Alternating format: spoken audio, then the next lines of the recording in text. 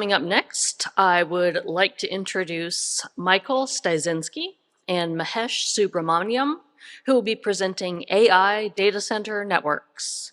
Michal is a senior product manager at Juniper and is coming to us today from France. It's his second time presenting at NANOG. Mahesh is Director of Product Management at Juniper. He's coming to us from the Bay Area, and I believe it's his first time presenting at NANOG. It's a pleasure to have them speaking with us today.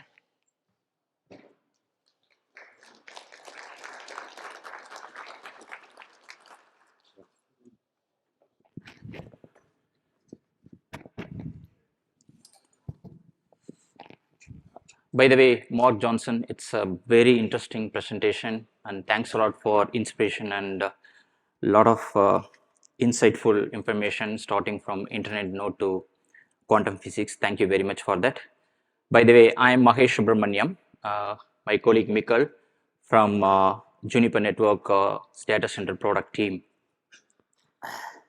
And our main chatter there is to focus on platform software, specifically into automated secure data centers.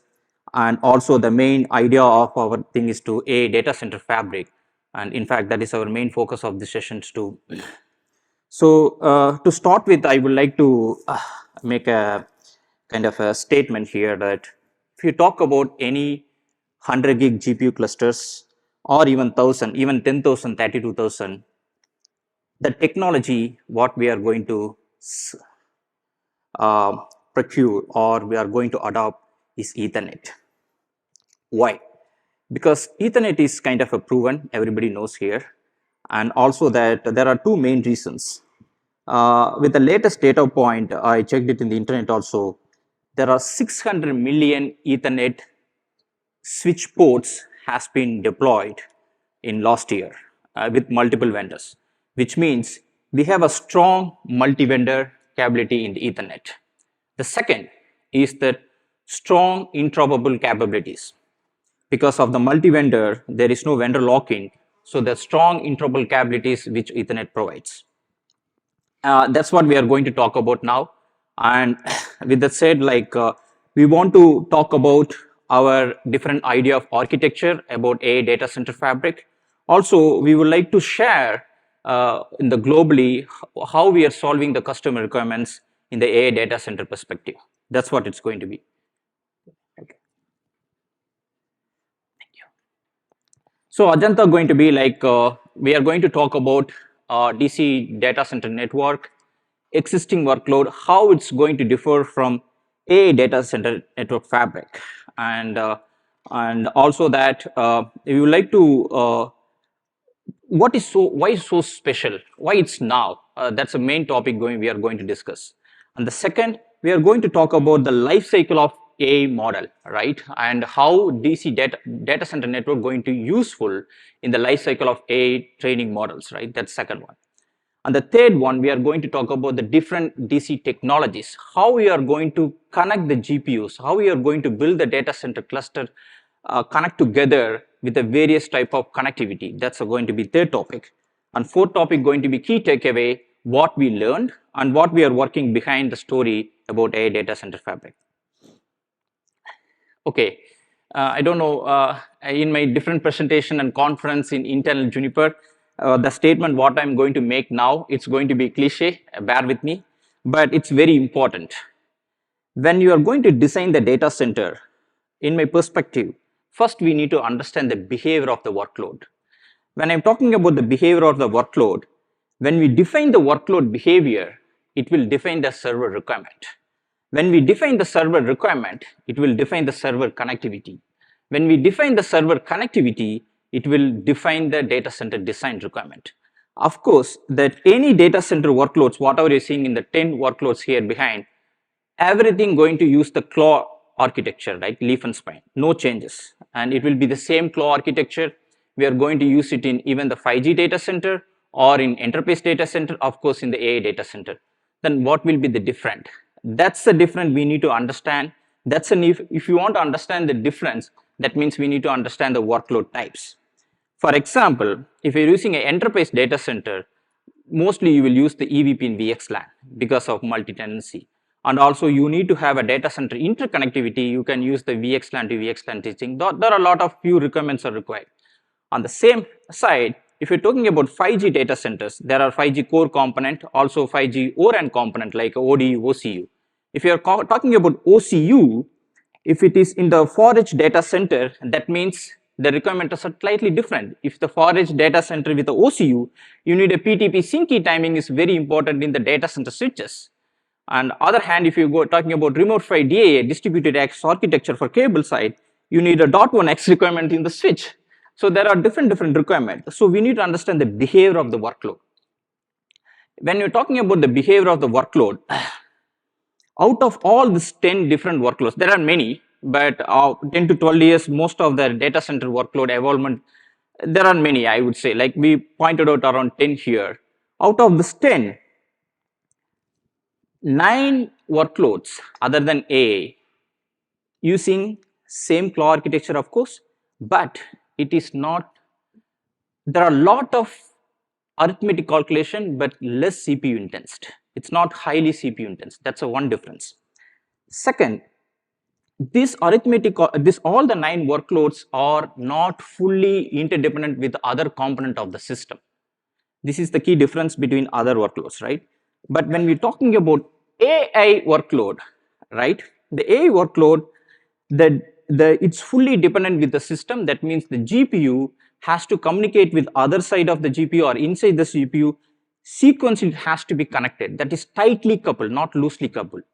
The second, there are petabyte of data, intense arithmetic calculation going into the GPU servers to train the model. For that, CPU will not be enough. You need some kind of a parallel processor, and also you need a GPU or TPU. That's TensorFlow processing unit or the general processing unit or graphical processing unit, anything you can say. But you need a GPU or TPU than CPU. That is one thing. And what is the other key difference? Out of all these 9 workloads other than AI workload, the payload is like a common EVP in VXLAN or IP fabric. But in AI workload, that's easy actually. The only one workload we need to look into that, only one workload traffic type we need to look in, which is RDMA, which is remote direct memory access, right? This is the key difference. And with that RDMA workload type, how it behaves and how we are going to connect that GPU cluster to move the memory chunk from one place to other place, that all we are going to see in the next few sessions.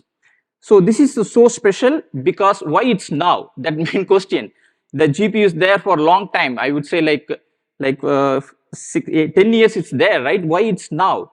And that's the main question we need to solve.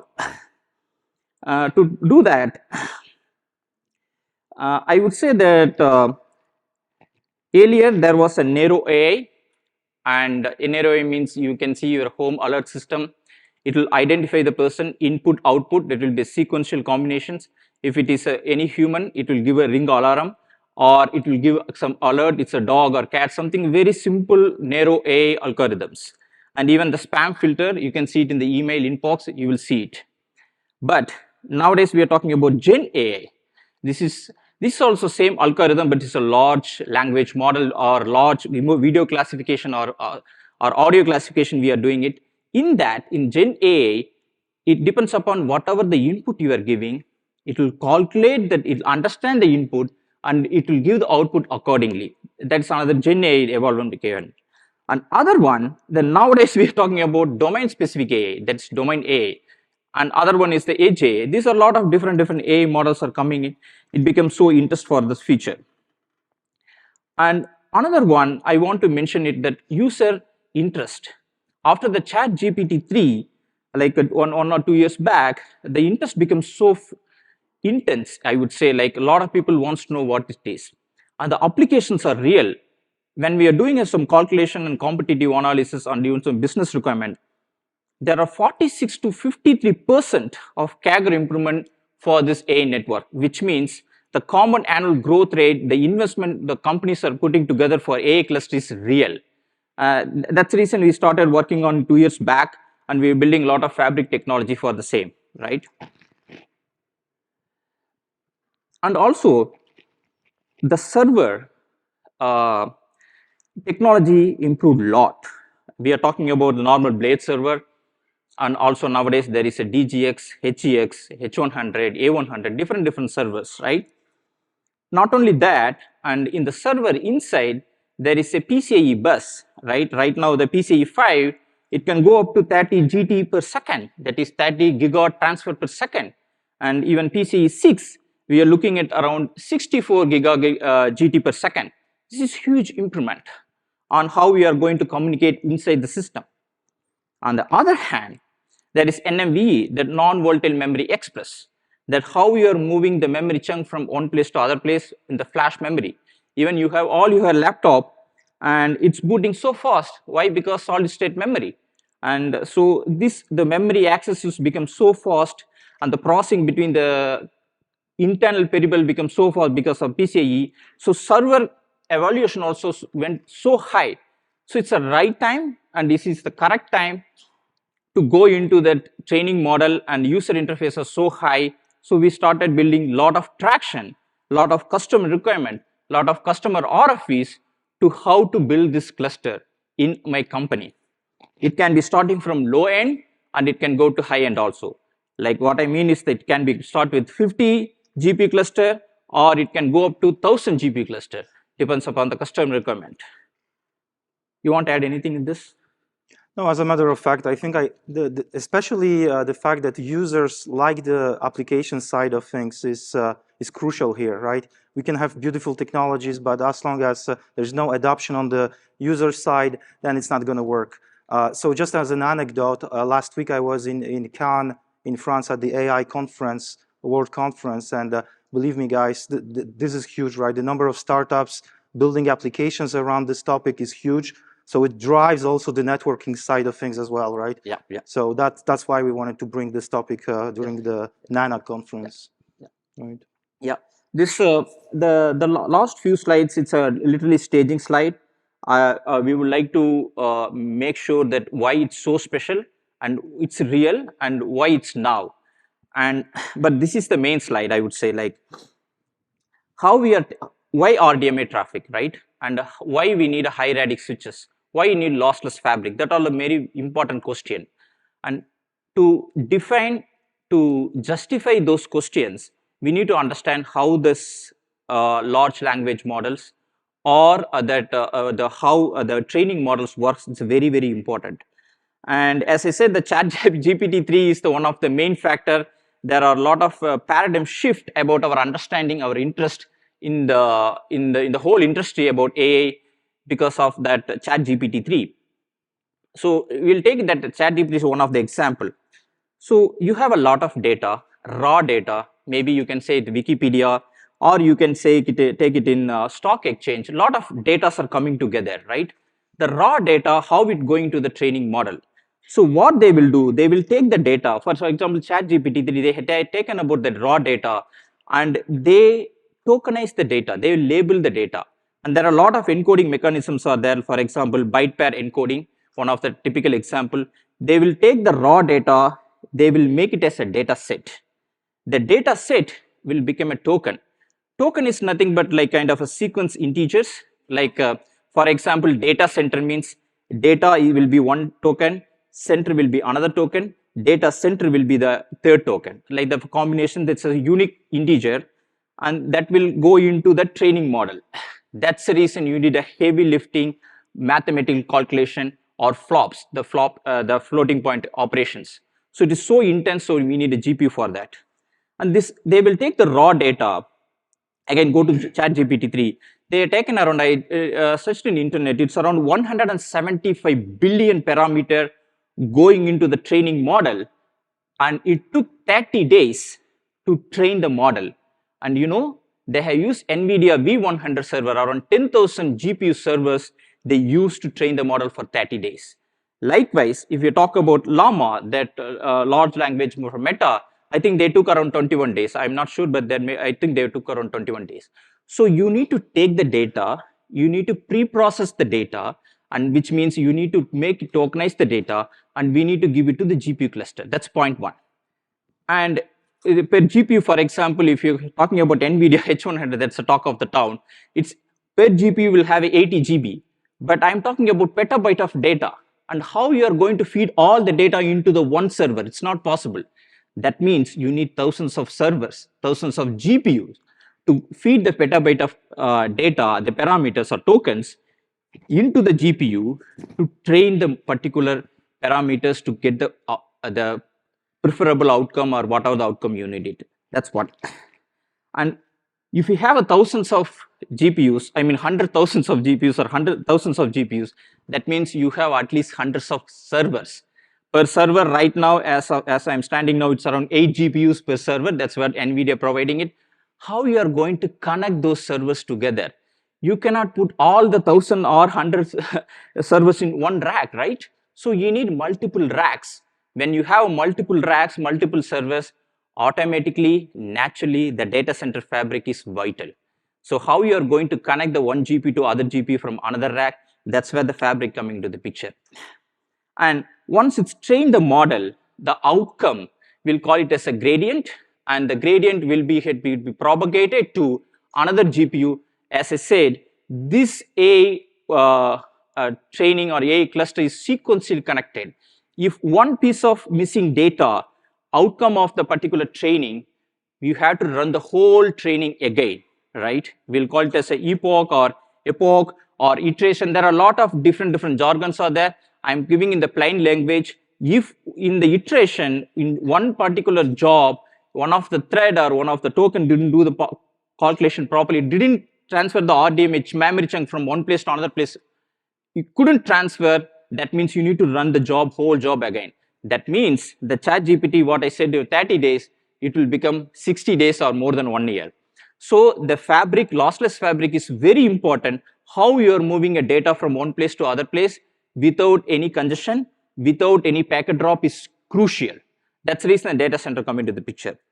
It's not only stopping there. The output of that particular the training will go into the inference. That's where the money is.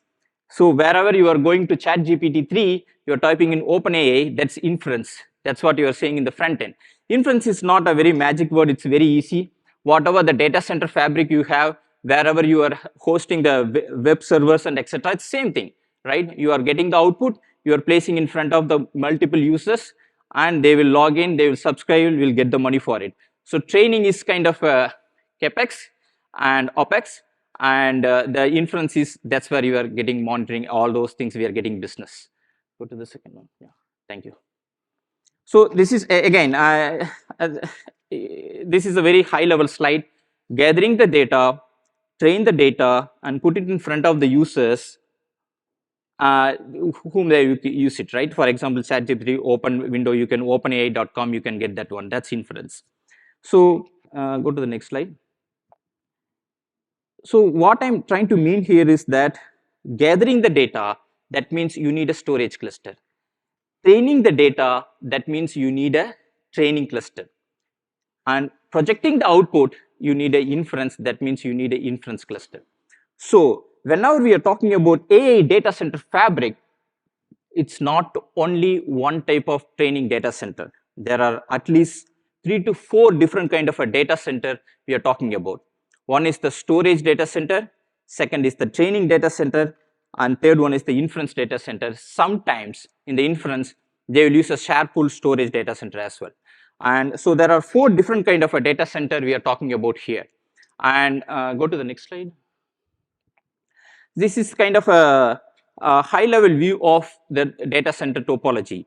And if you are talking about storage, inference and training data center cluster, how you are going to connect the servers in the training cluster is very important, because we already know how to solve the problem, how to complete the use cases in the storage data center. And we know how the inference cluster also will work, because already we have a lot of data center, we are hosting a lot of web servers in that. That's not an issue. But in the training cluster is new. How we are going to handle the RDMA traffic, how we are moving from memory chunk from one place to other place with a lossless, with a less low latency, I mean say low tail latency to complete the job. So that is very important. So we are focusing only about training data center cluster. The training data center cluster with available server connectivity. Now go to the next slide. There are two types we can connect the servers into the data center. One, we are connecting all the 8 GPUs in the server to all the leaves, that's point 1, or all the 8 GPUs in the server connecting to the one leaf, not 8 leaf. So we will call it as a SOD, the stripe optimized design, or we'll call it as a stripe unified design. The stripe optimized design, this is what in NVIDIA calling as a rail optimized design.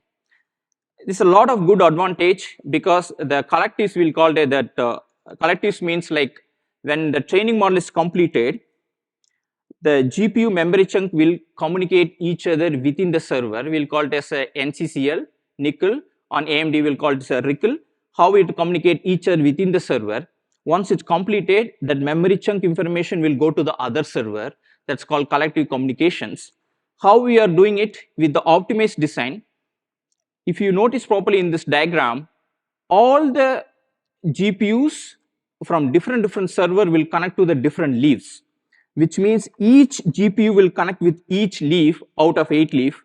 If any failure happened, the churn of the network will be high. That's one of the disadvantage in the rail optimized design. I would say the stripe optimized design. The second, right now it is 8 GPU. What about 16 GPU per server or 32 GPU per server? That means your rack length will be high. Your optics connectivity will be different. How it will different? Because that the length of the, for example, SR4 you are using the optic connectivity for the short range. For racks is so high, that means you mainly need to use VRSR4 or LR4. Lot of different optics you need to use it in the switch. And also, you want to add anything about multi-tenancy? In fact, so in some situations, multi-tenancy may be well optional. Sometimes it's needed in order to monetize on the infrastructure. So if we want to extend the multi-tenancy from the server itself to the network, there are different options. One of the options is to leverage still the EVPN VXLAN using EVPN route type 5. Or the second option is to use some of the traffic engineering capabilities in order, for example, to isolate the large language models stripe-to-stripe communication from the rest of the tenants. So, for example, we may have a situation where a red tenant is very specific, is using a lot of bandwidth, and the flows he's generating are very long-lived flows, right? So in this context, we may be tempted to use some of the traffic engineering mechanisms. Yeah, that's true. And the another one is the stripe unified design, right? The blast rate is so high there because every GPU on the particular server, again 8 GPUs, will connect to the only one leaf, which means if leaf's gone, the server gone, and the blast rate is so high. But in this one, the network churn, if the failure happens, the churn will be less. That's one of the advantage. The optics, different type of optic connectivity is not required. We know what optic we are going to use in the server specifically. This kind of a design will be useful for like kind of a, if you have a high radix switches with the modular chassis, Yep. this kind of a topology will be helpful. What I mean is the high radix modular chassis. Few customers, specifically in I think in Japan, they want to use a modular chassis and for example 576 400 gig port in one chassis, and all the GPUs will connect to the one particular product, and that product that means the GPU to GPU communication will be so fast, and of course it will be lossless, and that kind of advantage we have it, which means if you are going with some kind of a domain specific 50 GPU cluster or 100 GPU clusters, this kind of a topology will be useful, or one of the point. And so to summarize this, of course you know why we need a data center fabric for AI, but the fabric, the GPU, how we are going to connect, there are two parts. One is that stripe unified design, stripe optimized design. There are pros and cons and depends upon what is your server and GPU cluster connectivity. And I want to summarize everything together because we talked about a lot of things and a lot of jargons. At the end, the AI data center requirements are like we can talk it 5 parts. One is that you need a high radix switches. If you have a existing data center switches with a 25 gig or 100 gig will not work. I can confidently say that, because the GPU servers, not like a CPU servers, the GPU servers, the NIC connectivity itself like a 400 gig. For example, NVIDIA DGX system having a CX7. The CX7 is the NIC itself with 400 gig. How you are going to connect the NIC into the leaf? That of course by default you need a 400 gig. So you need a high radix switches like 64 into 400 gig, 64 into 800 gig, and some people even we are talking about 64 into 1 tera. So those kind of a high radix switches you require. That is the first requirement. The second requirement is the lossless fabric. That's what the whole session going to be. Next, Michal, you are going to talk about it.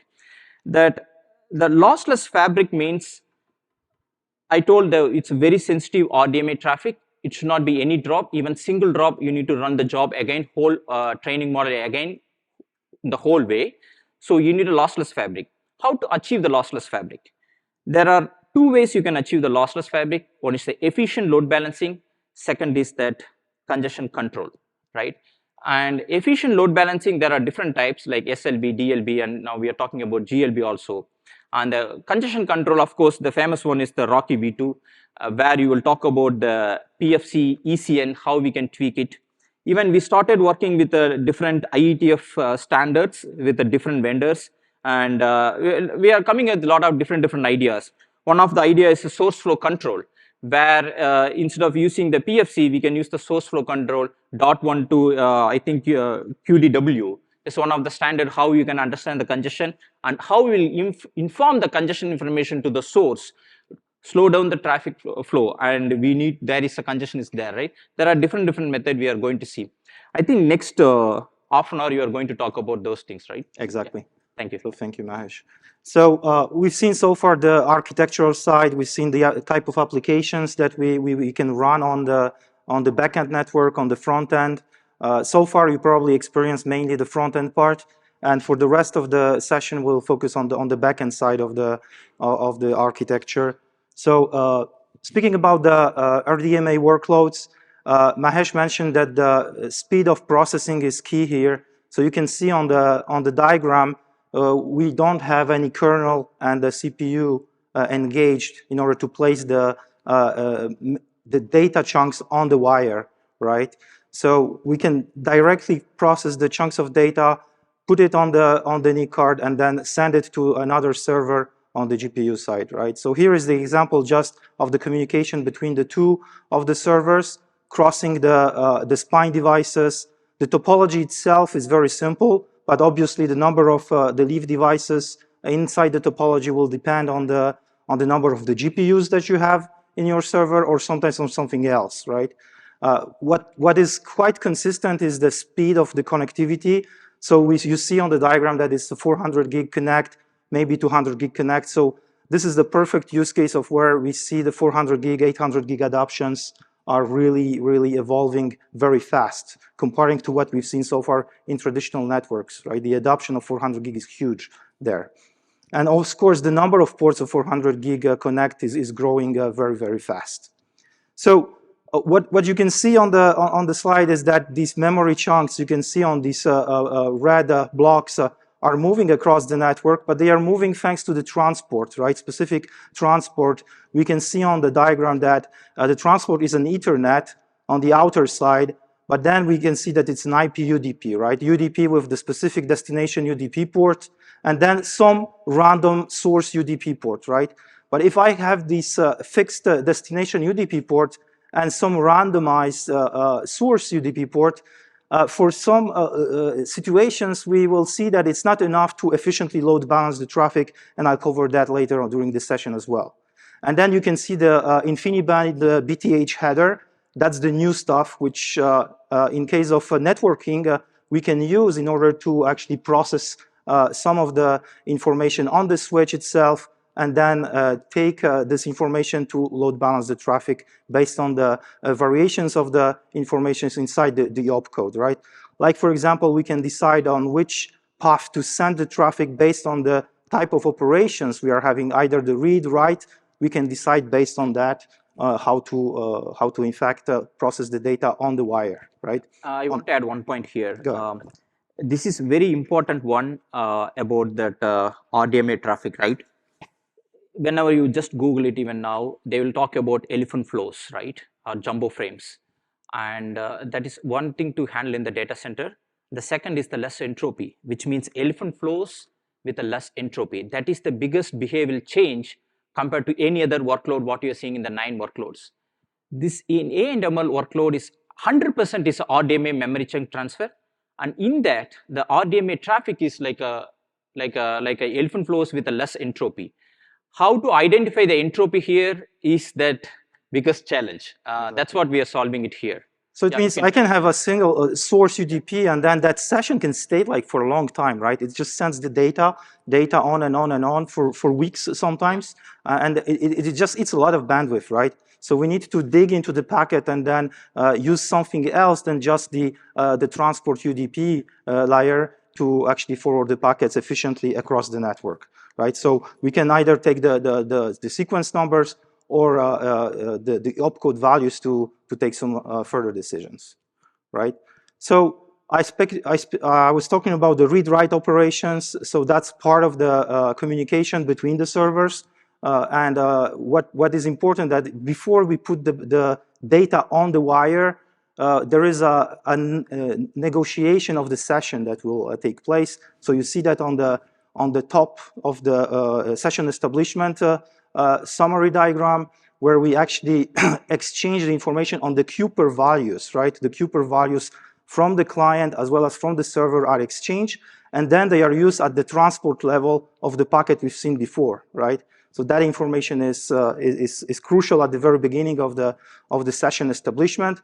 Then once the client and the server, they agree on these values, they can decide to, okay, but what about the memory information? Which regions on the memory I will be using in order to write the data to, right? So that's the second part of the session establishment, and only then the data transmission will happen, right? So what you can realize on this diagram that there are acknowledgements, right? So the reliability of the communication is maintained not at the UDP transport level, but at the RDMA level. So these ACKs are coming at the upper level, right, from the RDMA stack itself, right? So we have a guarantee that the memory chunks that I was showing will arrive for the given session in a reliable way. And so once the job is terminated, there is obviously a graceful termination of the session, and we can see that at the bottom of the communication slide, right? So the state machine is pretty well defined. The communication is reliable. These are the main points to remember, right? And these QPer values are randomly actually initiated. It's like think about this like a queue of the jobs that needs to happen between the server and the client, right? So that's what we wanted to highlight. And then, okay, great, we have a transport part, which is actually the part where the data is being exchanged. But what if in our network there are some problems in terms of entropy that Mahesh mentioned, right? Then in some situations we need some specific congestion management inside the 3-stage topology or 5-stage. On the diagram, you have a 5-stage IP cloud topology.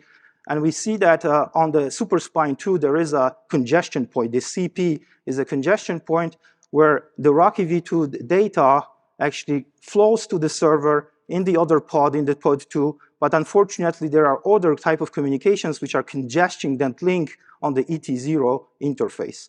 So in that situation, we need to react on this, right? So there are two options of managing such a situation. One is to simply tag the packets on the data side, saying that the ECN, explicit congestion notification, changes the state to bits values 1, 1. And so the server 4 in the pod 2 will actually realize, okay, well, there is a problem we have, so I will inform the guy who is at the origin of the traffic and will ask him to slow down a little bit for a very short time in order to avoid the congestion on the CP congestion point. So that's one option, right? And then once the reaction happened on the server 1, we realized that, okay, But should we also use in parallel the other congestion management mechanism, which is the priority flow control, right? So the priority flow control is not something completely new. It existed even in the L2 Ethernet trunk type of topologies. The new thing that we are using here is really that the priority flow control is set at the IP level. And so this is the second actually stage of notifying the originator of the data about the congestion. The reality is that sometimes you need to coordinate these two mechanisms.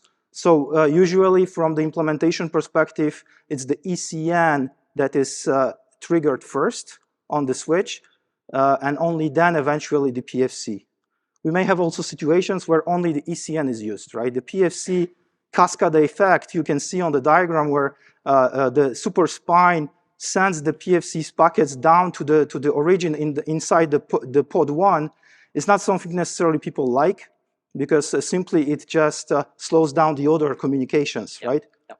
And in this context, the ECN is only used in the context where the PFC pause frames will be triggered often. There are some mitigation mechanisms that we can highlight as well, where, for example, there is a function called the PFC watchdog, where we can simply ignore these pushbacks sent in the pod 1 with the PFCs and then resume the traffic immediately, right? But these two mechanisms, the PFC as well as ECN, they are the contributing factors for the situations where, in fact, that load balancing I'll be talking about is not so efficient, right? So would you like to add anything on this? No, handling this congestion is very important. How we are, one is that in AI traffic, avoid the congestion or control the congestion, right? Here we are talking about controlling the congestion. When you are talking about avoiding the congestion, that means you are talking about some kind of a schedule fabric and etc., with other vendors are using it, right? And few vendors are using it, I would say. In scheduling a fabric, we are having a virtual output queue. You will hold that RDMA traffic. You look for the spray. All the links are perfect, and we'll get the grant. Then we'll spray the traffic. The catch is the holding the traffic and holding the queue. I mean, you need a big queue. That means you need deep buffer, right? And also that what we are talking about, controlling the congestion means look at the traffic on live, and if you feel the congestion, enable the ECN bits and in the endpoints, and using the PFC to do that, the pause frames and control the flow. We felt this will be the best options, and we have a lab at our office and in our company, and we have done a kind of a lot of combination of testing, and we are seeing a good results here. That's what I can say. And yeah, we have only 7 minutes. Yeah, exactly. So these two mechanisms, the only thing we want to highlight as well is that they can be enabled at the per queue level, right? So based on the buffers you have on the switches, let's say for the Super Spine 2, you may have, let's say, 128 megabytes of buffer. And then based on that, you will decide, okay, if I'm running my LLM model on specific queue, and this LLM is very important because it's run, I don't know, for maybe for some governmental agencies or for some financials, then I will decide, okay, to put a little bit more of the buffers and then trigger with lower probability all these pushbacks, right? So it's important to know that it's enabled at the per queue level. So, okay, these congestion mechanisms are important, but it's actually better to consider some of the load balancing efficiency to actually avoid all this congestion management, because actually congestion management is that the problem occurred already and we need to handle this. In order to avoid the problem of congestion, we need an efficient load balancing inside the backend AIDC.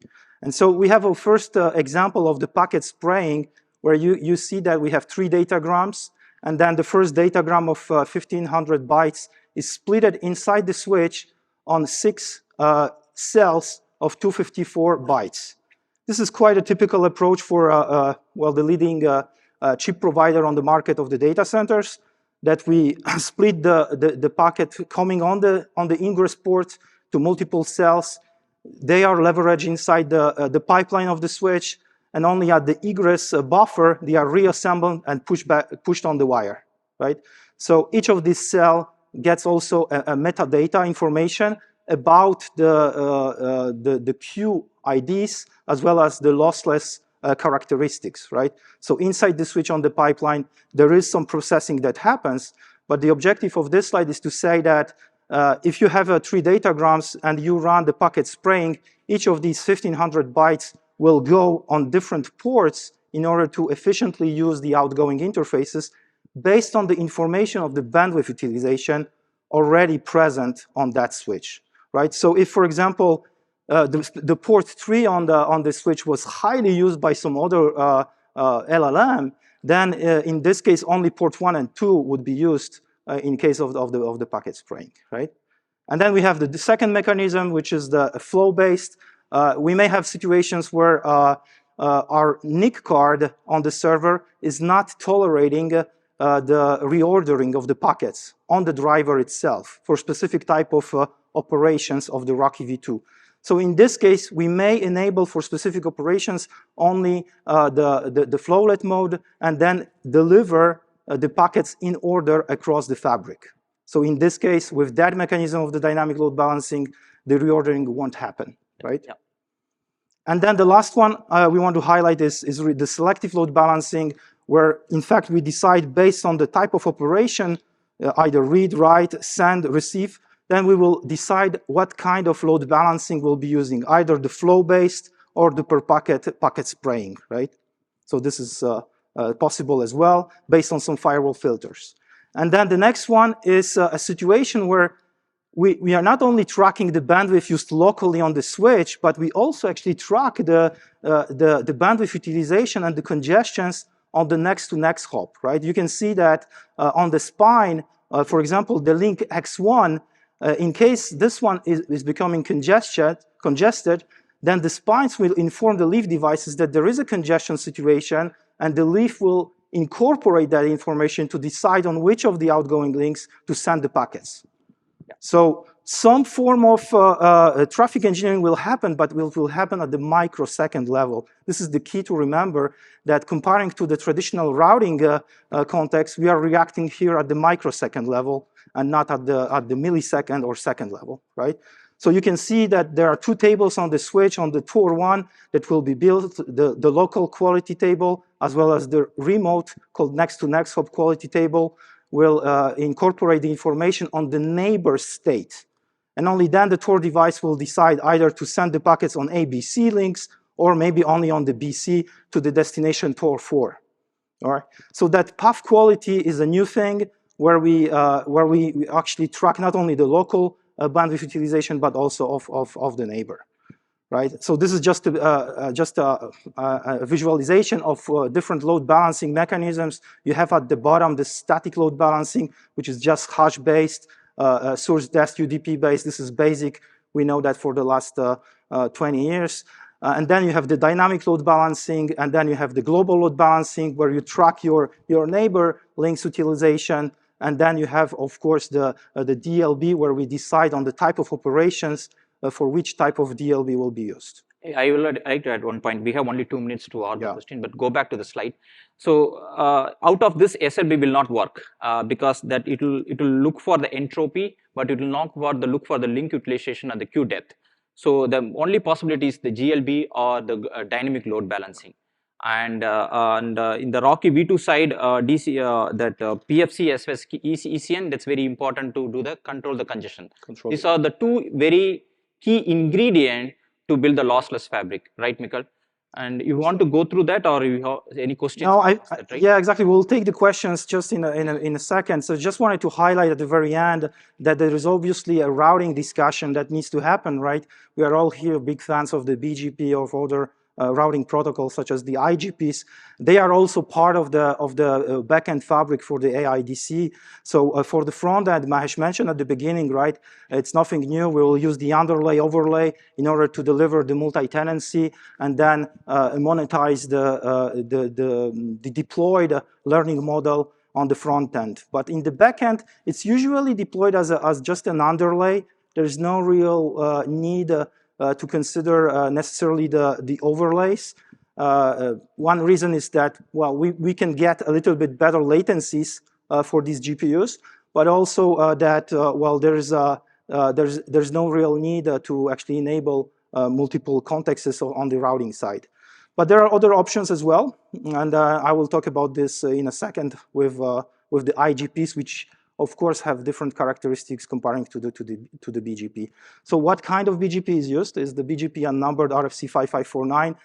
That's something that is pretty common in case of data center. It helps to automate the deployments. So leaf to spine will establish their BGP peerings based on the IPv6 link local addresses being exchanged at the link level, and then the ASN allocations will happen also by either at the automate level or by the admin itself. What I want to highlight is that sometimes these networks are connected also to the core, and then we will be using something called the BGP community for the bandwidth. So if we have a diversity of the bandwidth when connecting to the core, then for the specific destination prefix, the fabric will get actually not only the information about the prefix, but also about what's the bandwidth to reach that destination.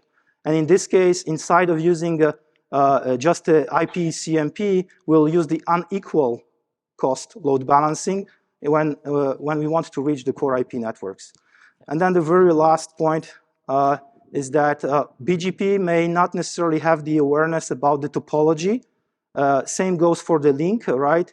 We talked about the community, but at the link level, the IGPs has the native capability of knowing what are the links in the topology, what are the links in the specific group of devices, right? So that IGP protocol called Rift has at the top of the fabric, the top level, has the awareness, what's the topology look like in the group, and how to connect to the other groups, to the other pods of the data center. So that's something we also believe is important, especially if you would like to deploy something called the Dragonfly type of topology. And so the incarnation of the Dragonfly, the very simple one you can see on the diagram here, but actually the definitions of the Dragonflies are really more advanced. So key takeaways, so we have a lot of applications that can be used in the AIDC context. Different large language models are currently evolving. So we have large language models, small language models, so that applications are driving really the deployments. Dedicated DC infrastructure, that the second point with 400, 800 gig increasing thanks to these application deployments. And then the last point we covered during this session, congestion management and the load balancing. These are the key two topics for the AIDC context. So thank you so much for your attention. And please, if you have any questions, we are here. Happy to answer.